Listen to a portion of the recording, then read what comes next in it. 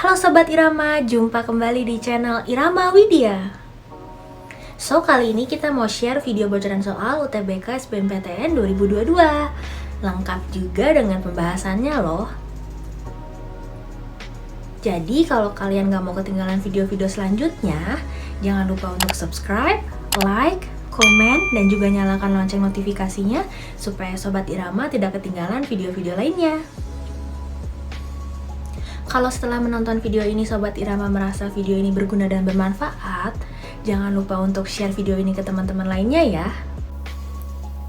Hai pejuang UTBK, berjumpa lagi di channel YouTube Irama Widya. Kali ini kita akan membahas soal-soal UTBK, tes kemampuan akademik bidang biologi untuk bagian yang kedua.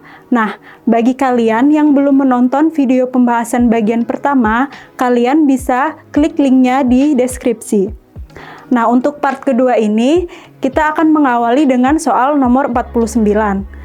Soal nomor 49 akan dibahas menggunakan gambar berikut ini. Perhatikan gambar penampang melintang sayatan daun di bawah ini. Pernyataan yang paling tepat untuk menggambarkan bahwa tumbuhan tersebut adalah tumbuhan hidrofit adalah A. Memiliki epidermis yang tebal dan tidak memiliki stomata untuk mengurangi penguapan. B. Proporsi jaringan mesofil bunga karang lebih dominan dibandingkan dengan jaringan palisade. C. Memiliki stomata tipe epistomatik dan memiliki jaringan parenkim yang tersusun renggang. D. Memiliki stomata di bagian atas dan bawah daun dan memiliki jaringan parenkim yang tersusun rapat. Dan E. Memiliki jaringan mesofil yang terkonsentrasi di bagian atas daun dan stomata di bagian bawah daun.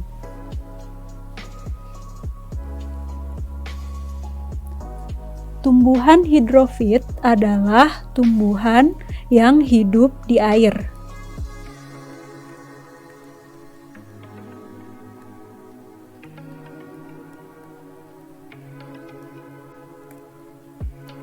Nah, tumbuhan hidrofit ini memiliki beberapa ciri anatomi yang khas, yaitu yang pertama, jaringan penyokong dan pelindungnya tereduksi.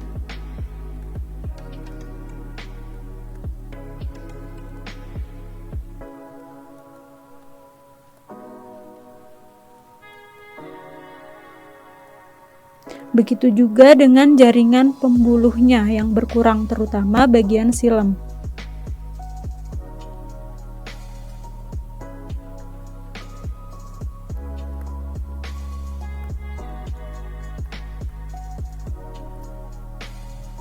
Nah, kita perhatikan gambar berikut ini. Jaringan pelindung atau epidermis pada penampang daun ini hanya terdiri atas satu lapis sel.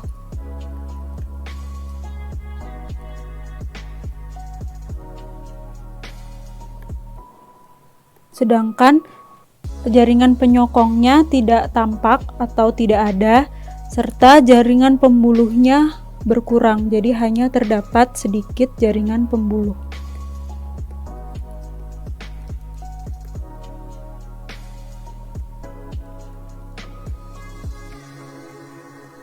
Selanjutnya, ciri kedua adalah terbentuk ruang udara atau aerenkim yang cukup besar.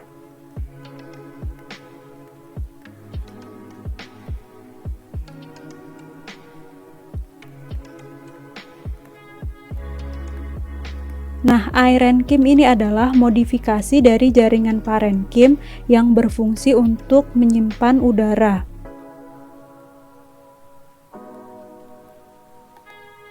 Sehingga membantu tumbuhan agar tetap bisa mengapung di atas air. Nah, ciri khusus yang ketiga yaitu stomata terdapat pada permukaan atas.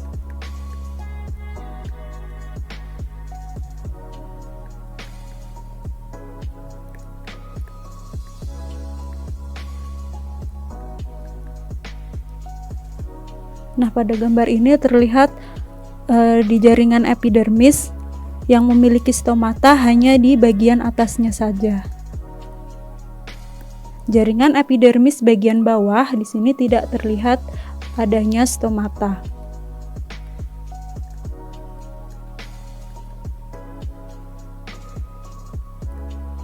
Nah, berdasarkan letaknya,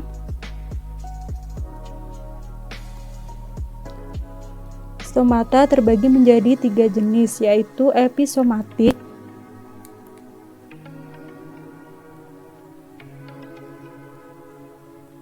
stomata terletak di bagian atas atau epi.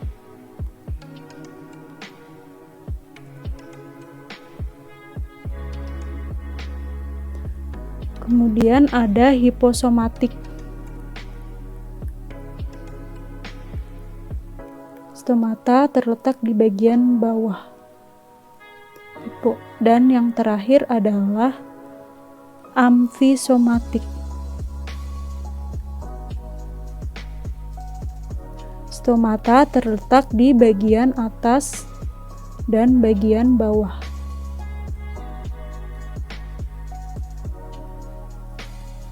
Jadi, pernyataan yang paling tepat untuk menggambarkan bahwa tumbuhan tersebut adalah tumbuhan hidrofit adalah pernyataan C. Memiliki stomata tipe epistomatik dan memiliki jaringan parenkim yang tersusun renggang. Selanjutnya kita bahas soal nomor 50. Gambar di samping menunjukkan jenis sel yang digunakan dalam proses produksi antibodi monoklonal. Kita perhatikan gambarnya. Sel tipe 1, sel yang diisolasi dari sel hewan dan diinjeksi dengan antigen. Sel tipe 2, sel kanker. Kemudian fusi sel tipe 1 dan sel tipe 2. Kemudian pembiakan sel dalam media selektif, dan sel tipe 3, sel yang menghasilkan antibodi monoklonal. Identifikasi jenis sel yang benar untuk sel tipe 1, 2, dan 3 adalah A. Limfosit B, mieloma, hibridoma. B. Limfosit B, hibridoma, mieloma. C. Hibridoma, limfosit B, mieloma. D. Mieloma, limfosit B, hibridoma, dan E. Mieloma, hibridoma, dan limfosit B. Oke, sekarang kita perhatikan gambar berikut ini. Nah, sebelumnya kita harus tahu dulu apa itu antibodi monoklonal.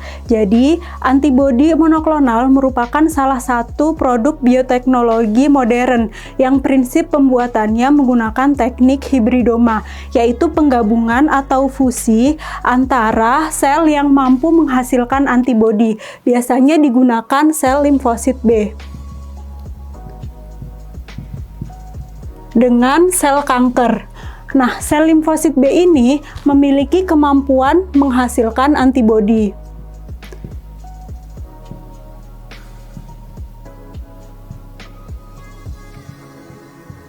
Tetapi, sel limfosit B memiliki kelemahan, yaitu dia memiliki waktu hidup yang relatif singkat di dalam media kultur.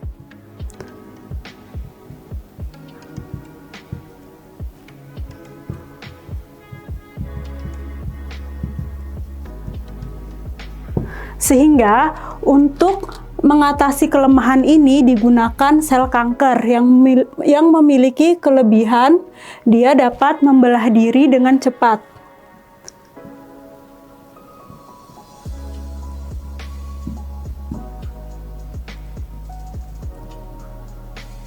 Hasil fusi antara sel tipe 1 dan sel tipe 2 ini kemudian dibiarkan di dalam media selektif dan menghasilkan sel tipe 3, yaitu sel yang menghasilkan antibodi monoklonal atau sel hibridoma.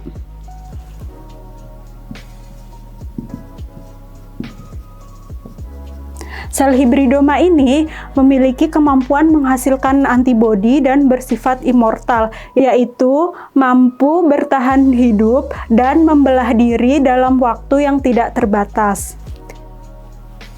Untuk soal nomor 50, jawabannya adalah A. Sel limfosit B, mieloma. Mieloma ini adalah jenis sel kanker pada sel darah putih.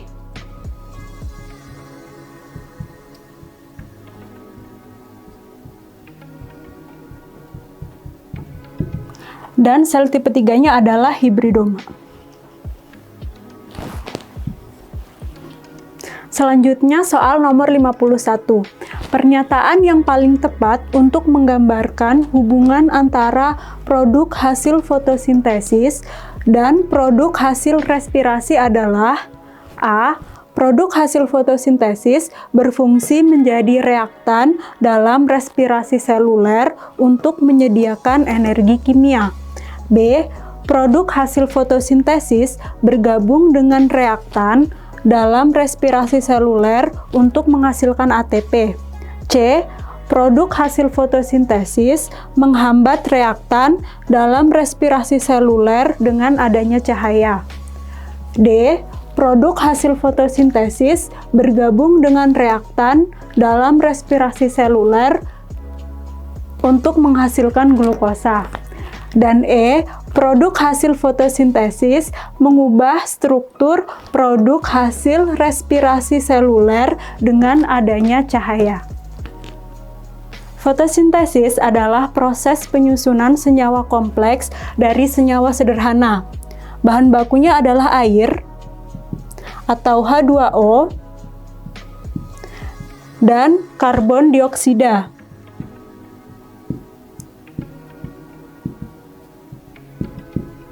Atau CO2. Nah, proses fotosintesis ini hanya terjadi pada organisme-organisme yang memiliki klorofil dan terjadi dengan bantuan sinar matahari. Produk akhir hasil fotosintesis adalah glukosa dan oksigen.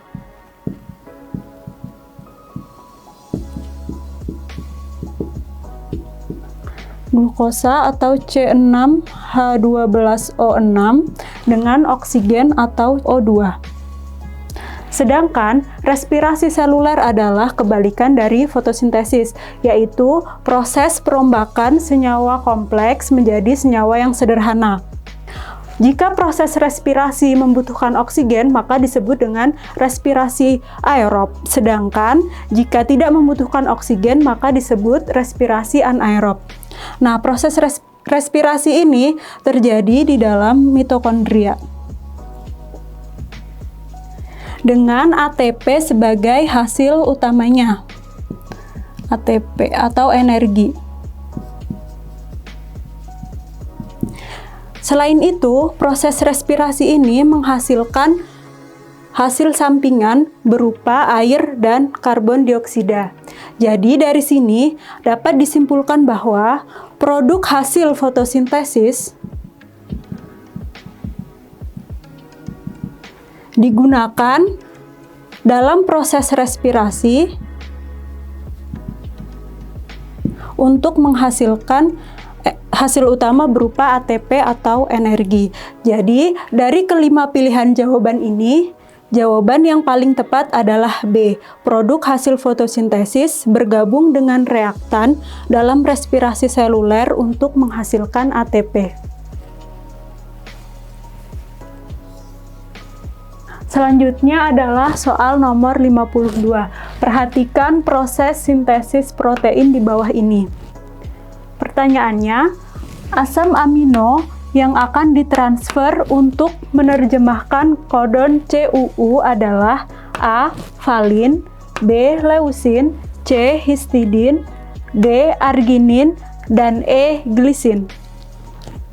Proses sintesis protein terjadi melalui dua tahapan, yaitu transkripsi dan translasi. Proses transkripsi adalah proses pembentukan mRNA oleh DNA. Nah, pada saat proses transkripsi, rantai DNA akan terbuka, sehingga membentuk dua bagian, yaitu bagian yang akan membentuk mRNA disebut antisense atau DNA template,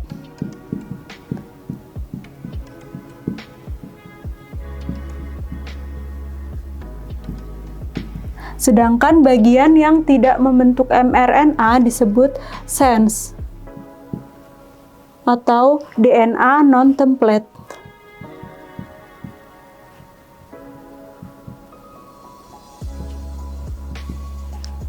Antisense ini akan membentuk mRNA atau dikenal dengan RNA duta atau kodon, atau RNA duta. RNA duta disingkat dengan RNAD atau kodon. Dan bagian lainnya yaitu antikodon atau tRNA. Nah, kodon ini nanti akan diterjemahkan menjadi asam amino sesuai dengan kode-kode yang dibawa oleh tRNA atau antikodon. Nah, selanjutnya pada DNA dan RNA terdapat basa nitrogen.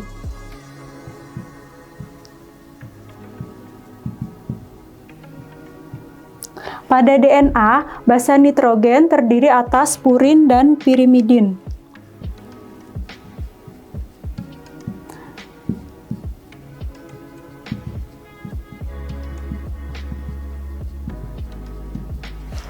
Basa purin pada DNA terdiri atas adenin dan guanin. Adenin dan guanin.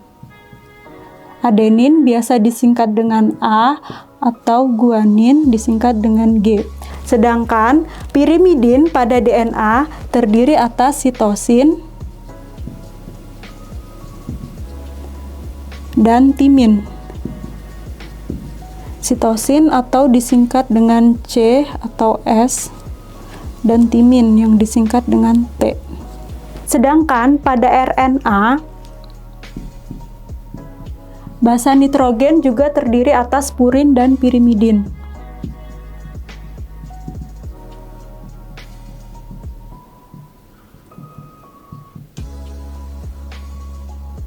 Pada RNA, purin terdiri atas adenin dan guanin, sedangkan pirimidinnya terdiri atas sitosin dan urasil. Sitosin dan urasil atau disingkat dengan U. Nah, nanti pada saat proses penerjemahan kode genetik pada DNA, adenin akan berpasangan dengan timin, sedangkan guanin akan berpasangan dengan sitosin. Nah, pada RNA, adenin akan berpasangan dengan urasil dan guanin akan berpasangan dengan sitosin. Sekarang kita perhatikan kembali gambar pada soal. Nah, bagian X ini adalah mRNA atau RNAD atau kodon. Karena dia akan berpasangan dengan kode-kode yang ada pada tRNA. Jadi bagian yang ini adalah tRNA yang membawa asam amino. Nah, pertanyaannya adalah asam amino yang akan ditransfer untuk menerjemahkan kodon CUU. Untuk menerjemahkan kodon CUU adalah, nah, kita ingat tadi bahwa di RNA, sitosin atau C akan berpasangan dengan guanin atau G. Sedangkan urasil akan berpasangan dengan adenin atau A. Jadi, tRNA-nya adalah GAA, yang ini, yang akan mengkodekan asam amino berupa leusin.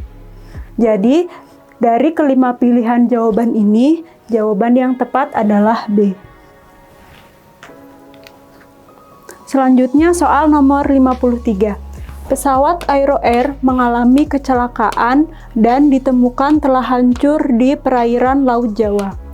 Proses identifikasi korban kecelakaan dilakukan oleh tim Disaster Victim Identification DVI Polri dengan cara mengumpulkan sampel DNA dari keluarga penumpang pesawat untuk dibandingkan dengan sampel DNA jenazah korban yang ditemukan. Tabel di samping menunjukkan hasil RFLP sampel DNA korban yang ditemukan dan beberapa sampel DNA keluarga. Berdasarkan hasil RFLP DNA korban dan DNA keluarga korban di atas, maka dapat disimpulkan bahwa jenazah korban yang ditemukan adalah milik A.